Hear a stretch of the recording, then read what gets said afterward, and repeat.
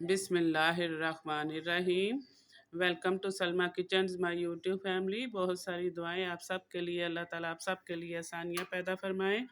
आज मुझे 15 pound cake का ऑर्डर आया था। 2 टियर ये केक था, तो उसके लिए मैंने ये 5 पाउंड का मैंने वनीला स्पंज तैयार किया है और 10 पाउंड का मैंने चॉकलेट स्पंज तैयार किया है। इस 15 पाउंड स्पंज को तैयार करने के लिए मैंने कितने इंच के मोल्ड यूज़ किए हैं और एक एक मोल्ड में मैंने कितने कितने पाउंड का बैटर डाला है, ये तमाम डिटेल आपको मिलेगी इस वीडियो में। आपने एंड तक वीडियो देखना है ताकि आपको तमाम डिटेल मिल सके, कोई पॉइंट आपसे मिस ना हो। बिस्मिल्लाहिर्रहमानिर्रहीम। तो शुरू करते हैं। सबसे पहले हम अंडे लेंगे। मैं सबसे पहले वनीला स्पंज बनाने लगी हूँ, तो उसके लिए मैंने 10 अदद अंडे लिए हैं। अंडे रूम टेम्परेचर पे होने चाहिए और आपने हमेशा जो अंडे हैं एक एक करके डालना है। तमाम अंडे एक ही बर्तन में तोड़ेंगे तो हो सकता है कोई अंडा ख़राब हो, तो बाकी अंडे भी ख़राब हो सकते हैं। इसलिए ये पहली हिदायत है कि आपने अंडा एक एक करके डालना है। अब हम मेजरिंग स्केल लेंगे, इसके ऊपर रख लेंगे। इसके अंदर मैंने 250 ग्राम शुगर डालनी है। 250 ग्राम शुगर डाली है। 2 टीस्पून मैं इसके अंदर वनीला एसेंस डाल दूँगी। वनीला एसेंस हमेशा अच्छी कंपनी का लिया करें, इसी से जो इसका फ्लेवर है जो है इसका स्पंज है बहुत ज़बरदस्त बनता है, खुशबूदार बनता है। इसको हम स्टैंड मिक्सर में बीट करेंगे। अगर आपके पास स्टैंड मिक्सर है तो वेल एंड गुड, वरना आप हैंड बीटर चलाकर भी इसे बना सकते हैं। तो इसको मैं तकरीबन उस वक़्त तक इसको बीट करूँगी जब तक ये डबल ट्रिपल साइज़ में नहीं हो जाता। तो इसको जब फुल टाइम बीट हो जाएगा तो फिर मैं आपको टाइम भी बता दूँगी कि मैंने इसको कितने मिनट तक बीट किया है।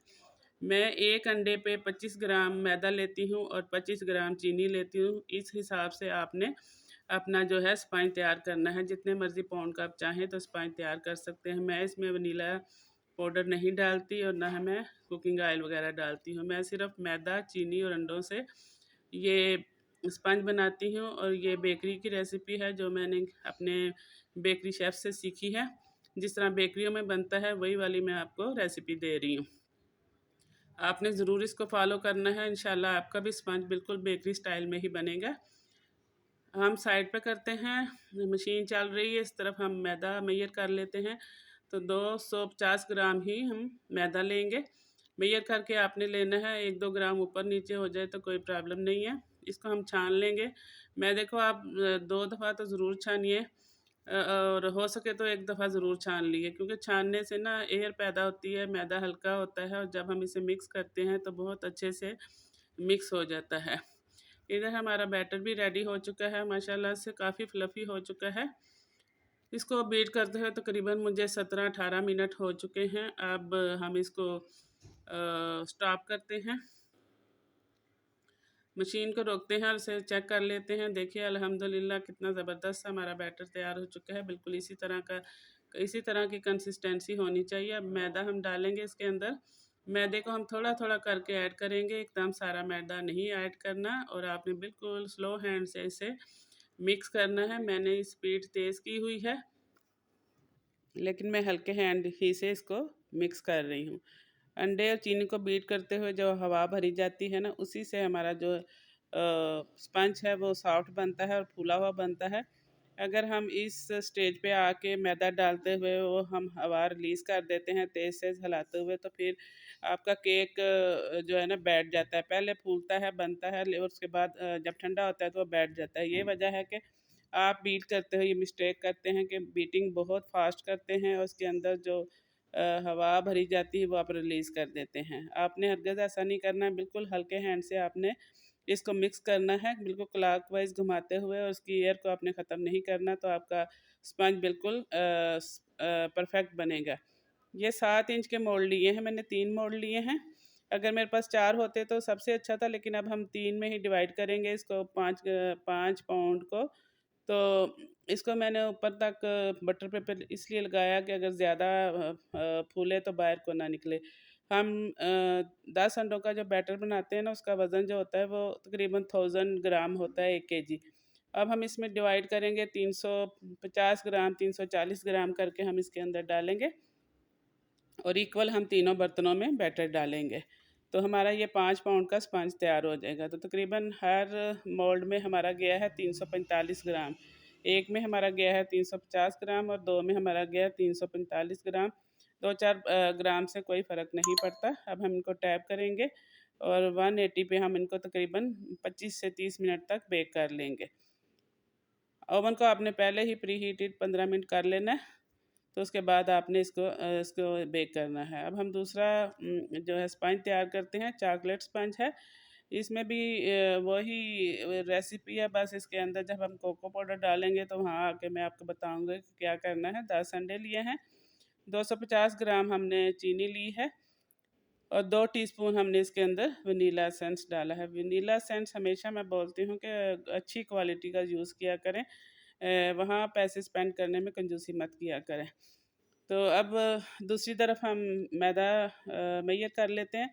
तो पहले हमने 5 पाउंड में 250 ग्राम मैदा डाला था, अब हम 5 पाउंड में 225 ग्राम मैदा डालेंगे और जो 25 ग्राम हम कम डालेंगे ना, उसकी उसकी जगह हम कोको पाउडर यूज़ करेंगे। तो इसलिए हम इसके अंदर 200 टोटल 250 ही हो जाएगा जब हम इसके अंदर कोको पाउडर ऐड करेंगे। कोको पाउडर मैं क्यों, चूँकि डार्क कलर का है इसलिए थोड़ा-सा डालने ही से ही ये स्पंज बहुत डार्क हो जाता है, इसलिए मैं 25 ग्राम डालती हूँ, मतलब कि 1 पाउंड में मैं 5 ग्राम डालती हूँ। तो यहाँ पे मैंने 1 टीस्पून बेकिंग पाउडर भी डाला है, क्योंकि जो कोको पाउडर डालने से ना थोड़ा ड्राई हो जाता है बैटर, तो इसलिए मैंने इसके अंदर जब मैं चॉकलेट स्पंज बनाती हूँ तो उसके अंदर मैं थोड़ा-सा बेकिंग पाउडर ऐड कर लेती हूँ। वो अब हम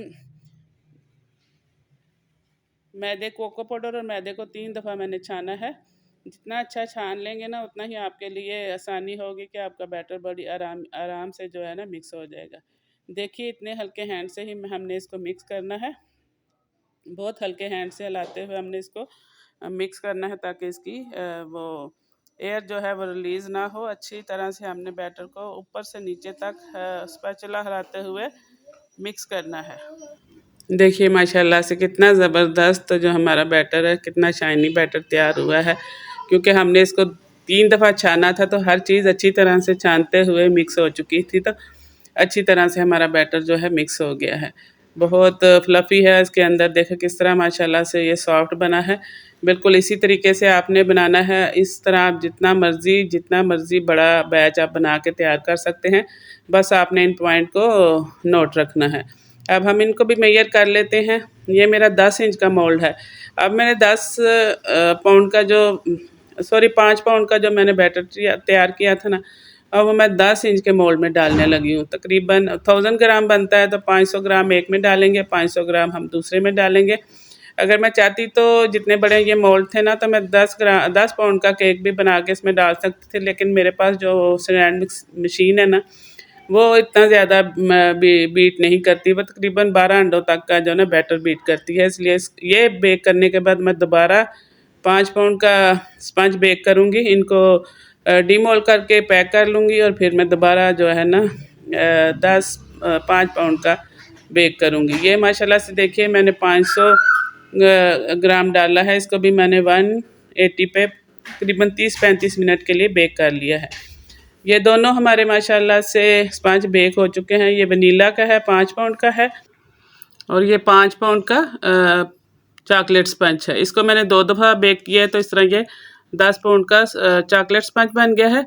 बेक करने के बाद आपने थोड़ा ठंडा करना है। ठंडा करने के बाद आप इस तरह इसको क्लिंग रैप से अच्छी तरह से रैप करके फ्रिज में रख देंगे, तो तकरीबन 3-4 दिन तक आप आराम से जब चाहें इसकी फ्रॉस्टिंग कर सकते हैं। लेकिन मुझे कल बनाना है, तो मैंने सारे जो आज ही बना लिए थे, और कल इंशाल्लाह ताला मैं इसकी जो डेकोरेशन करूँगी फिर मैं वो भी आपको दिखाऊँगी। ये देखिए अल्हम्दुलिल्लाह 10 पाउंड चॉकलेट और 5 पाउंड वनीला तैयार हो चुका है। इसके साथ ही इजाज़त चाहती हूँ। अपनी दुआ में याद रखिए। अल्लाह ने के